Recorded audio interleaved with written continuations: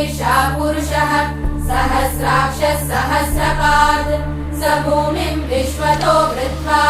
अत्यतिष्ठद्दशाङ्गुलम् पुरुष एवेदगुं सर्वम् यद्भूतम् यच्च भव्यम् उदामृतत्वस्येषानः यदन्नेनातिरोहति एतावानस्य महिमा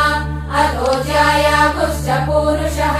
पादोऽस्य विश्वा भूतानि त्रिपादस्यामृतम् दिवि त्रिपादूर्ध्वौदैः पुरुषः पादोऽस्येहाभवात् पुनः ततो विश्वम् व्यक्रामत् शासनानशने अभि तस्मात् विराट जायत विराजो अधिपूरुषः स जातो अत्यरिच्यत पश्चात् भूमिमतो पुरः